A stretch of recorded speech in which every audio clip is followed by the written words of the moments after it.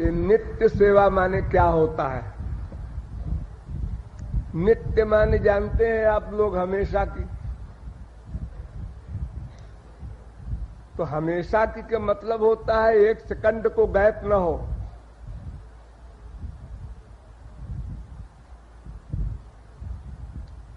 तो जब सृष्टि का प्रलय हो जाता है तब कैसे सेवा करेंगे हम?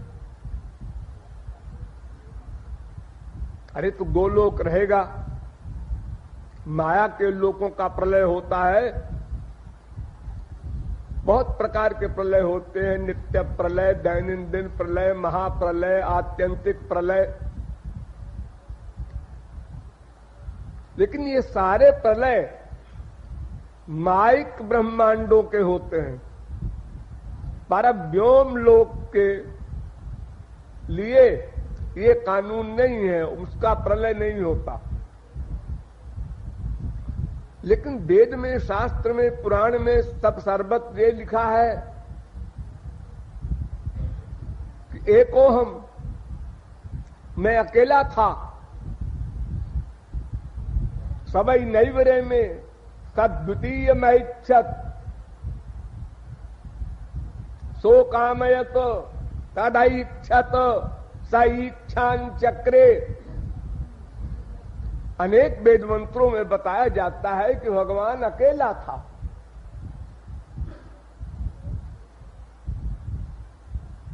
एकाकी।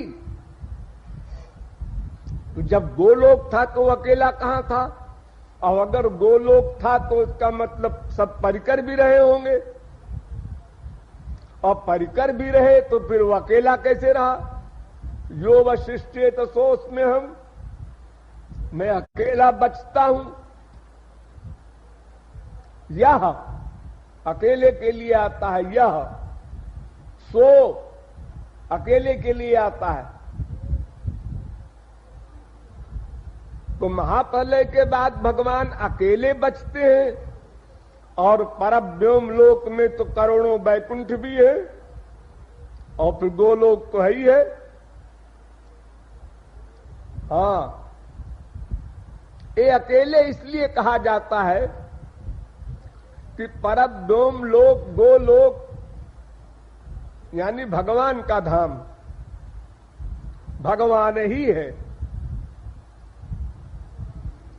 भगवान के जितने सामान हैं उसका नाम भगवान। जैसे आपके पैर है, हाथ है, आंख है, नाक है, कान है, 11 इंद्रियां हैं आपके पास, लेकिन सब मिला के बोला जाता है एक। मैं कल प्रयाग गया था, तो इसका मतलब पैर भी गया था, हाथ भी गया था, नाक भी गई थी, आंख भी, सब गए थे।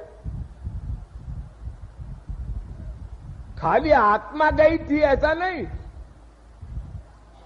तो इसलिए भगवान का जो परिकर है, लोक, उनका नाम, उनका गुण, उनकी लीला, उनके धाम, उनके संत, ये सब को मिला के एक बोला जाता है। जो वशिष्ठे तो सोच में हम, अर्थात भगवान के धाम का लय भगवान में नहीं होता, क्योंकि वो भगवत स्वरूप है। प्रकृति तक का लय होता है। ये पंच महाभूत जो देखते हैं आप, पृथ्वी, जल, तेज, वायु, आकाश, ये पंच तन्मात्रा में मिलते हैं। पंच तन्मात्रा अहंकार में मिलती है, और अहंकार महान में मिलता है, और महान प्रकृति में मिलता है, और प्रकृति ब्रह्म में लीन हो जाती है। बस इतने का नाम है दैनंदिन प्रलय हो, चाहे महाप्रलय हो, चाहे जो प्रलय हो। प्रकृति का लीन होना, प्रकृति से सृष्टि होना, और प्रकृति का लीन होना, ये प्रलय। सृष्टि प्रलय, सृष्टि प्रलय, यानी प्रकृति से संसार बना। काल वृत्या तु मायायाम गुणमय्या मधोक्षजा आधत्त बीर्जम। ये प्रकृति जो साम्यावस्था में रहती है महाप्रलय में, उसमें कोई क्षोभ नहीं होता।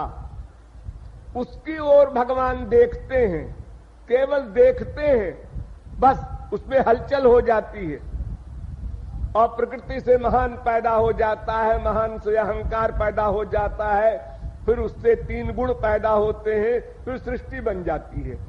जिस क्रम से सृष्टि बनती है उसी क्रम से लीन होती है अपने अपने रीजन में। प्रकृति कारण है, कुछ प्रकृति से महान निकला, तो जिस जिस तरह से जिस से जो निकल रहा है वो कारण से कार्य, कार्य फिर कारण बन गया, फिर कार्य, कार्य फिर कारण बन गया, फिर कार्य, इस प्रकार ये सृष्टि हुई। तो महाप्रलय में इसी रूप से कार्य कारण में मिला, फिर कारण अपने कारण में मिला, फिर वो कारण अपने कारण में मिला। तो उन सब का जो आदि कारण है प्रकृति, वो अपने कारण भगवान में मिल गई। इसी का नाम प्रलय है। इसलिए गोलोक और गोलोक के पार्षद परिकर ये सब नित्य हैं।